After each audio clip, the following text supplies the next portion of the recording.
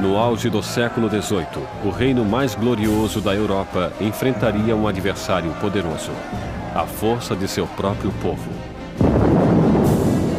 Um homem se ergueria para inspirar a nação a afastar um rei relutante, uma rainha odiada, e uma nova república nasceria no sangue da Revolução Francesa.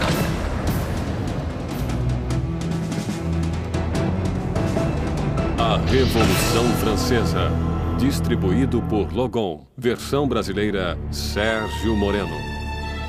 1794, prisão de Concierge, uma fortaleza impenetrável às margens do rio Sena. Úmida, infestada de ratos, conhecida como a Anticâmara da Morte. Dentro, a voz da jovem nação está prestes a ser silenciada. Enquanto seu cabelo é cortado e seu pescoço fica nu para a lâmina da guilhotina, Maximilien Robespierre prepara-se para pagar o preço pelo cataclismo deixado à sua volta. A explosão de acontecimentos que tornaram-se a Revolução Francesa. A Revolução Francesa foi o extraordinário momento em que o povo começou a acreditar que seria possível refazer quase tudo em sociedade, que não podia somente mudar a política, as instituições, mas a própria natureza humana através da ação política. A Revolução Francesa representa a encruzilhada do mundo moderno, onde tudo começa a encaminhar-se para uma direção diferente. A Revolução viu uma terra feudal virar as costas para a tradição aristocrata e criar um novo e violento caminho para o futuro.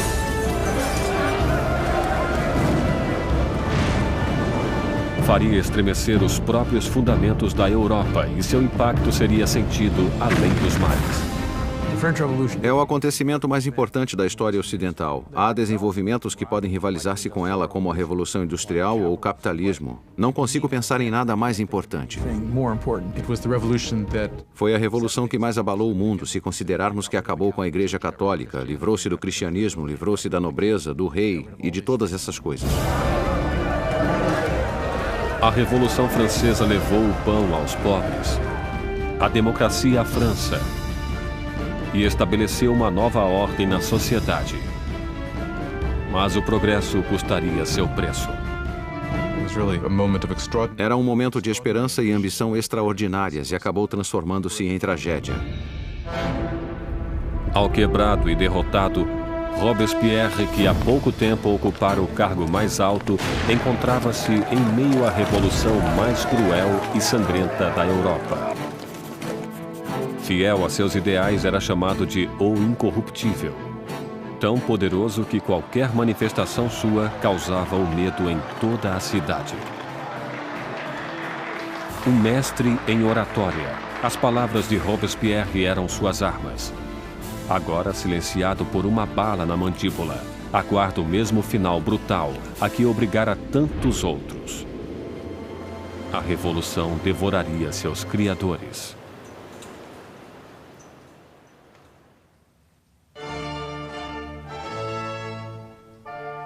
Ninguém poderia prever a turbulência que viria em um dia de primavera de 1770.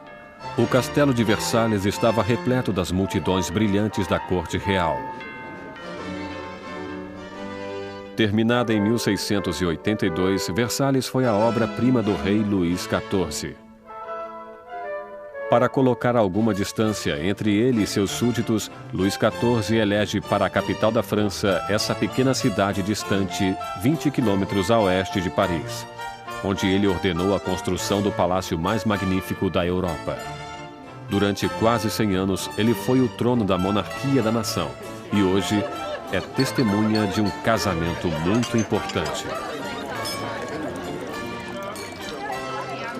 O neto do rei Luís XV, o príncipe Luís Capet, o próximo na linha do trono, receberia sua noiva. Com apenas 15 anos na véspera de seu casamento, Luís Capet é tímido e hesitante, com poucas das características esperadas de um futuro rei, e muito menos de um marido.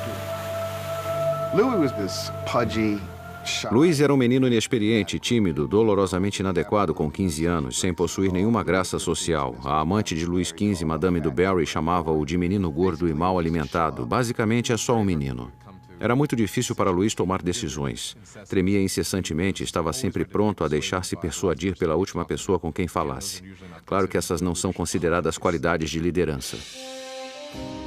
O casamento de Luís era uma união política entre a família real austríaca, os Habsburgo, e a sua própria, os Bourbon.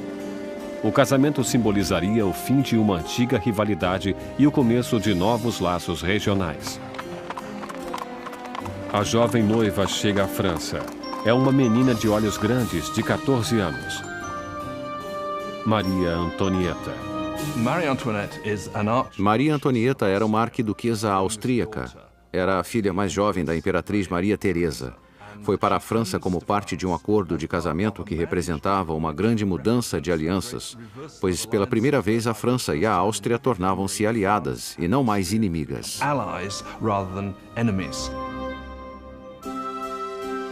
Maria foi para a França como um símbolo político, mas como adolescente tinha pouco interesse em assuntos políticos. Quando Maria Antonieta chegou a Versalhes, era muito jovem, não sabia muita coisa sobre o país em que viveria, não conhecia os costumes, não sabia nada sobre a corte, era uma moça de cabeça firme e muito alegre, mas ainda era uma menina. Quando Maria Antonieta chegou a Versalhes, era apenas uma adolescente loura, olhos azuis. Era bonita. Gostava de ser atraente para as pessoas e chegou com a intenção de conquistar o marido e sua nova família.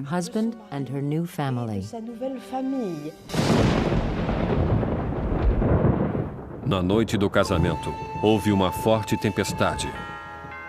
Mas a grandeza da cerimônia iluminou o palácio enquanto os recém-casados dirigiram-se para a alcova real.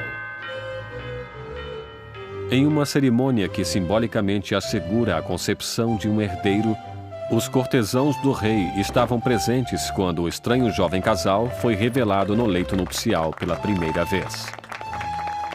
A multidão estava encantada e as expectativas eram elevadas. Mas quando as cortinas se fecharam, ficou claro que um herdeiro não seria produzido tão facilmente. Luís não estava interessado somente em governar, não estava particularmente interessado em amar também e não prestou atenção na mulher nas primeiras noites e nem mesmo mais tarde em seu casamento. Muitos anos depois, o casamento foi finalmente consumado. A ausência de um herdeiro logo espalhou boatos por todo o país e continuou a perseguir o casal durante anos. O casamento de grande gala continuou durante dias, mas fora dos portões de Versalhes, pouco havia para ser comemorado. Anos de incompetência por parte da monarquia deixaram o povo francês pobre e faminto. Há quase uma década, Luís XV perdera a Guerra dos 7 Anos em batalhas por territórios da América do Norte. Esse conflito malfadado quase levou a França à falência financeira e em prestígio. Os cofres do país ficaram quase vazios, mesmo com a população crescendo cada vez mais. Com doenças como a praga, já distantes, pouca gente ainda morria, mas cada vez existiam mais famintos. Os habitantes da França cresceram de 20 para 26 milhões no século XVIII, depois de ter crescido só 1 milhão nos 2 séculos anteriores. Isso causava uma tremenda tensão na situação e havia muita ansiedade. 4 anos depois do casamento real, o avô do príncipe Luís perdeu sua batalha final pela varíola. Luís XV morreu como um rei derrotado e impopular, deixando atrás de si um país à beira do caos. Em uma cerimônia generosa, o jovem príncipe Luís herdou o trono e foi coroado como Luís XVI. Mas mesmo durante a coroação, Luís já estava consciente de não estar preparado para o cargo. Luís XVI, quando seu avô morre e fica claro que ele não era o rei, não sabia o que fazer. Sente como se o mundo caísse sobre ele, mesmo tendo sido educado sendo que seria um rei. Só que não se sente preparado para isso.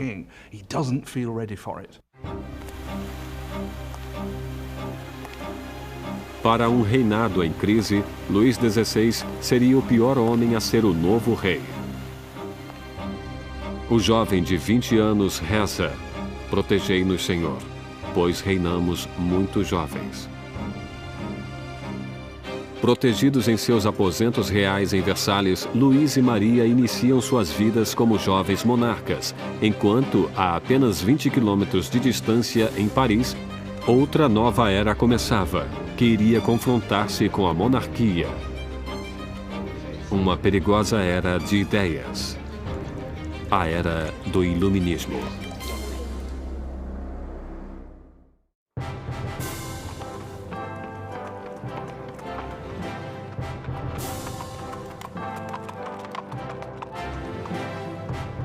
Quando a carruagem real aproximava-se do Colégio Louis Le Grand em Paris, as multidões aproximavam-se para admirar a grandeza.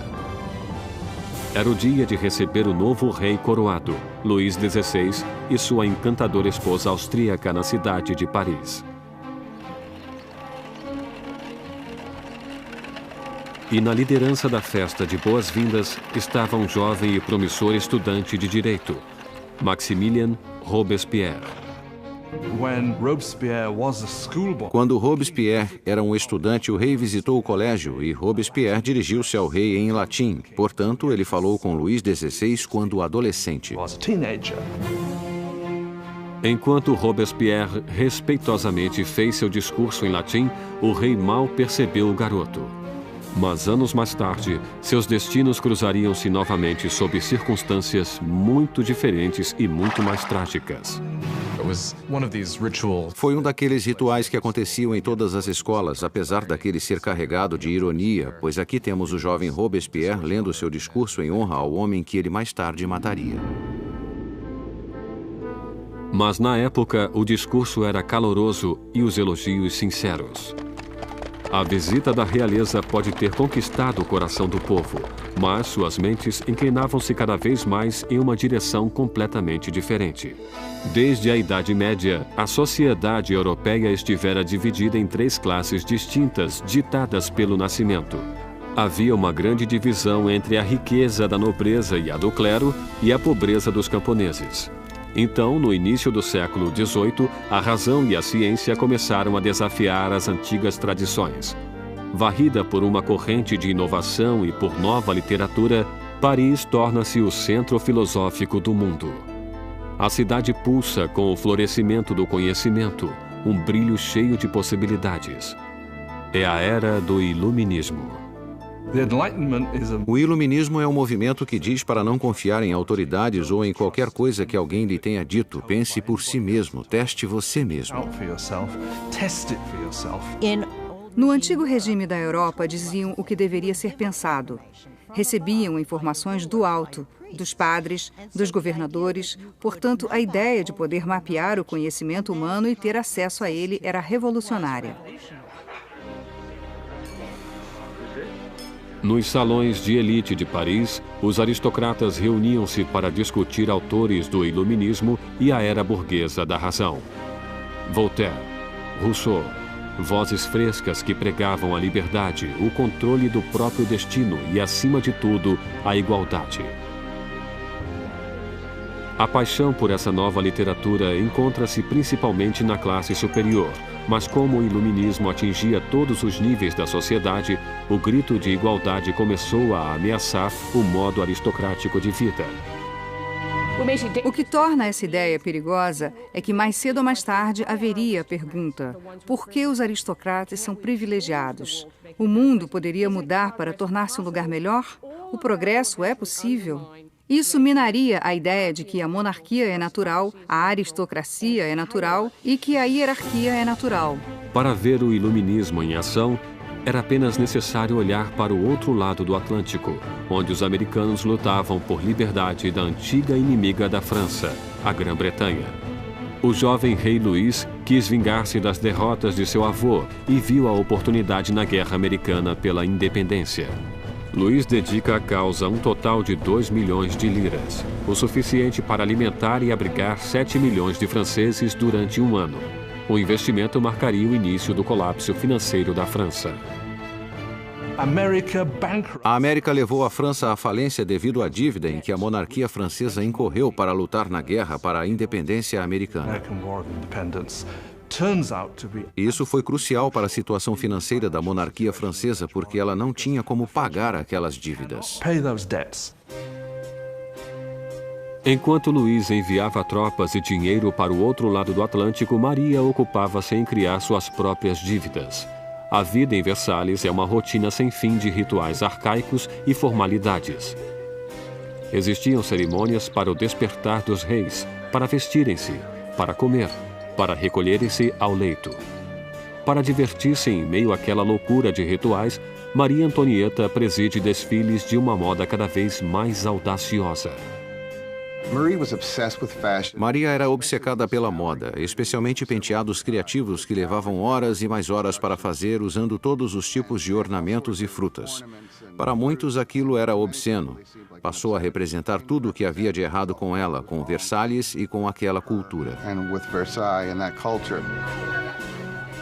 Maria ocupa-se também com os boatos da corte, jogando e inventando diversões. Como suas despesas aumentavam cada vez mais, Maria foi apelidada de Madame Déficit. Maria recebeu o nome de Madame Déficit quando o país encontrava-se em um caos econômico e ela continuava a gastar como se nada acontecesse em vestidos, joias, sapatos. Era a Imelda Marcos da época. De todas as dívidas de Maria, a maior de todas era para com seus pais. Um herdeiro para o trono. Durante 7 anos de casamento, Luís e Maria ainda não tinham produzido um filho. Maria encontrava-se em uma posição tremendamente humilhante.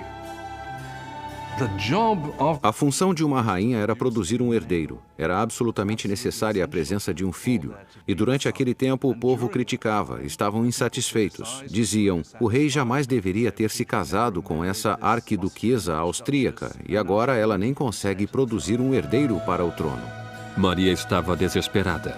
O apetite de Luís por comida era inquestionável, mas o sexo não encontrava-se em seu cardápio. Maria Teresa, a mãe de Maria Antonieta, questionava: se uma garota tão bonita quanto minha filha não o anima, o que estará acontecendo? Luís XVI e sua jovem esposa Maria Antonieta não conseguiam conceber durante 7 anos, e isso causava problemas para o reino. E como o hobby do rei era a serralheria, havia todo tipo de canção sobre Luís, o serralheiro, não conseguir encontrar o buraco da fechadura.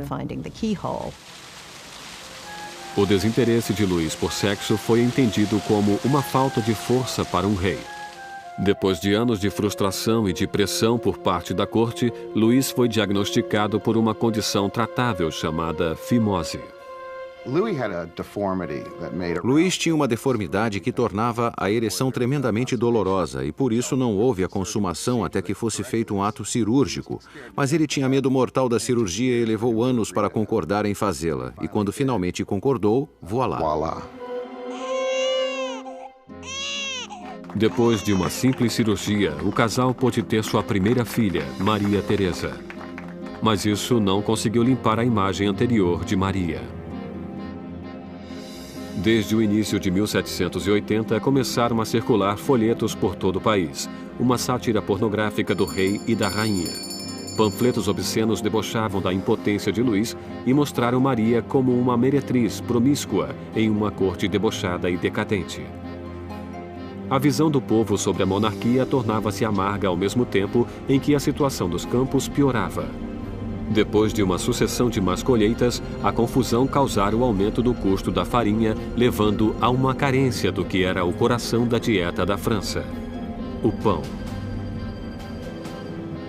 Mas as reclamações paravam nos portões de Versalhes. Como a realeza continuava a viver em extravagância, as queixas eram limitadas ao papel. Uma acusação foi dirigida diretamente para a corte real. Vocês sabem por que existem tantos necessitados?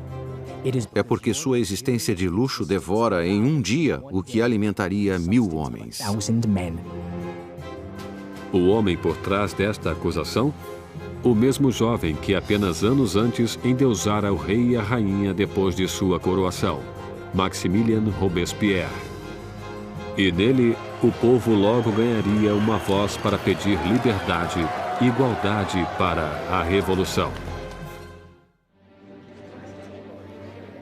Versalhes, no final do século XVIII, era um oásis de extravagância rodeado por uma terra em desespero.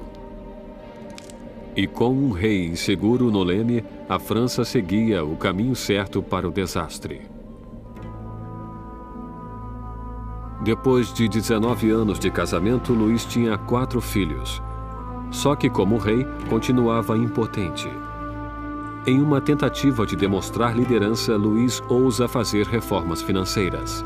Mas sua falta de conhecimento sobrecarrega os pobres com impostos pesados, enquanto a nobreza não paga por nada. Com a economia em ruínas e o povo agitado, parecia que até os céus estavam zangados, torturando a França com o pior inverno em 90 anos. Se Deus alguma vez interveio para piorar a situação, o verão de 1788 e a primavera de 1789 foi o momento em que isso aconteceu. No verão de 1788 já existia uma crise política germinando e ela desenvolvia-se ao mesmo tempo que uma grave diminuição de alimento. Para o povo da França do século XVIII, a farinha era a essência da vida. O pão, a medida da existência. A pessoa mais simples da França consumia pelo menos 1 quilo de pão por dia. O pão era muito importante. Seu preço foi sentido por todo mundo. Se o preço dobrasse, era um sinal de más notícias. Com os enganos financeiros cometidos por Luís, o custo da farinha aumentou horrivelmente. A quantidade de alimentos era pequena. E o custo de um pãozinho logo era igual ao do salário de um mês. A fome tornava-se ira. Revoltas surgem por toda a França. Casas são destruídas. Padarias são roubadas e os padeiros que não podiam mais vender o pão eram linchados.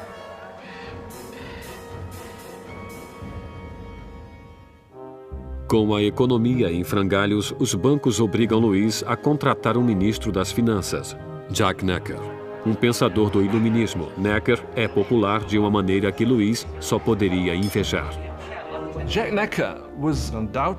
Jacques Necker foi sem sombra de dúvida o ministro mais popular durante a primavera de 89, porque afirmou publicamente em seus pronunciamentos que o dever do governo seria garantir que houvesse pão suficiente para todos.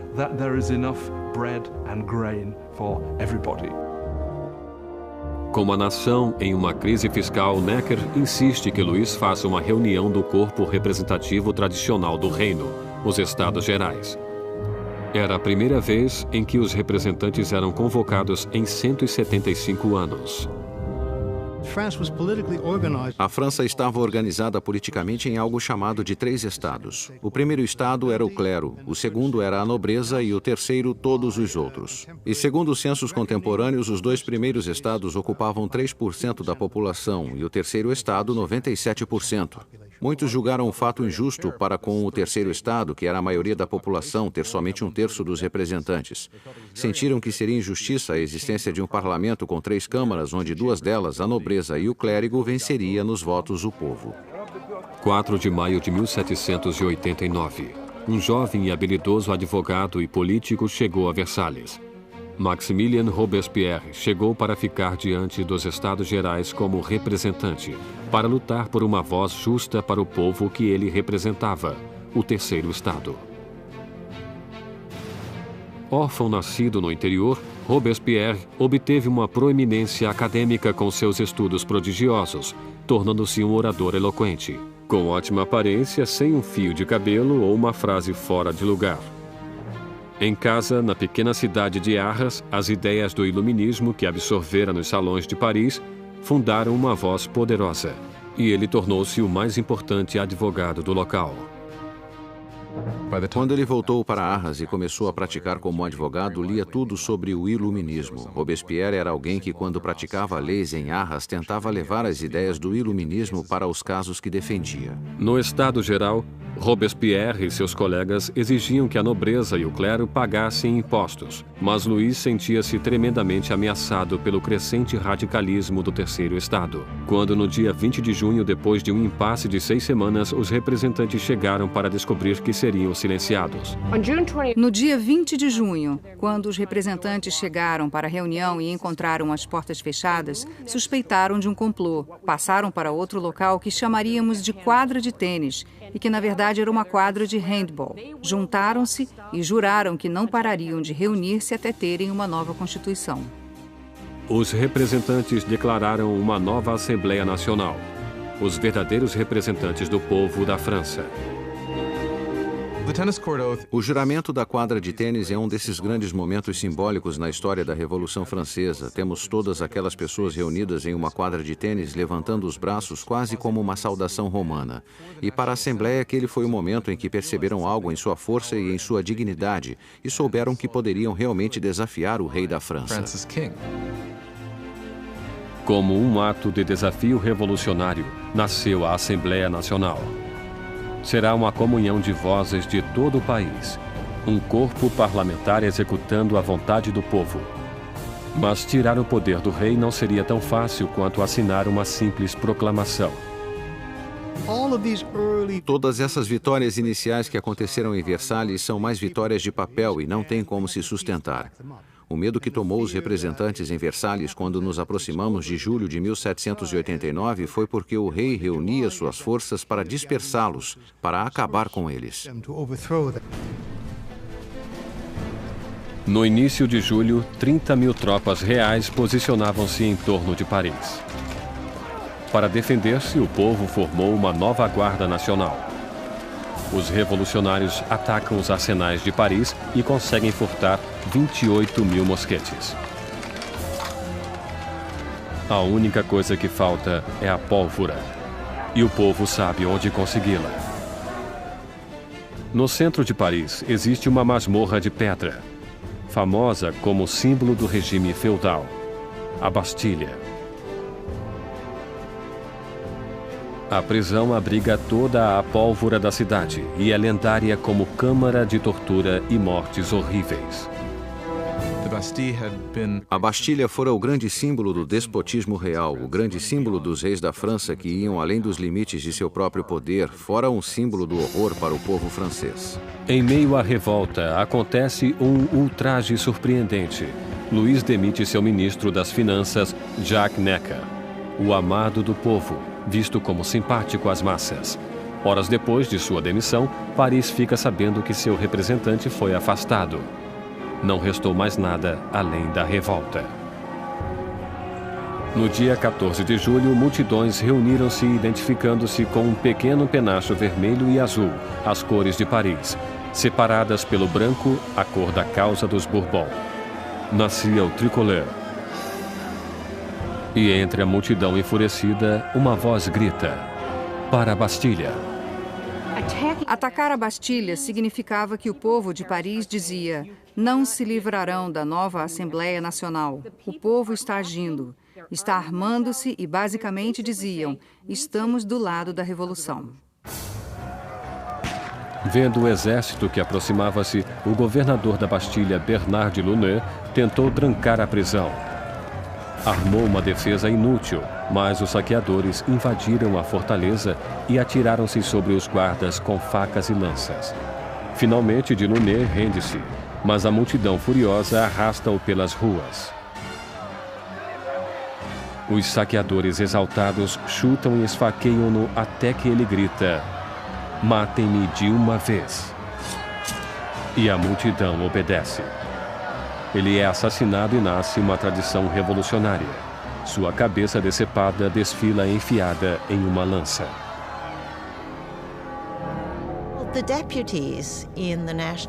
Os representantes da Assembleia Nacional não condenam esse ato de violência.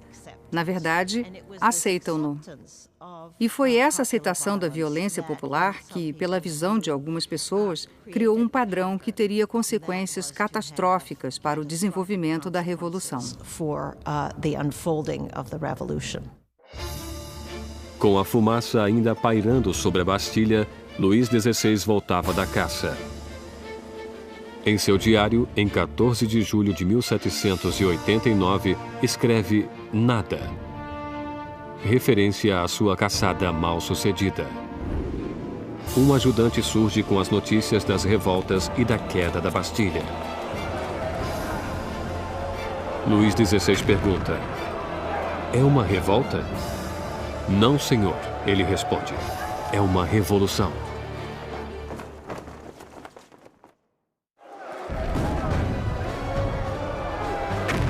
A queda da Bastilha soltou as rédeas da revolução. O povo desafiara seu rei e vencera. Não havia mais retorno. Como um símbolo da derrota real, o povo, homens, mulheres e crianças, cavaram com as próprias mãos e derrubaram a Bastilha, tijolo por tijolo. Começavam a desmontar o próprio passado. Os franceses decidiram destruir a Bastilha logo que puderam. Sem terem como usar explosivos, isso foi feito dolorosamente, mas com um tremendo vigor. E os tijolos foram arrancados e vendidos como emblemas da demolição do despotismo. A energia das ruas dava força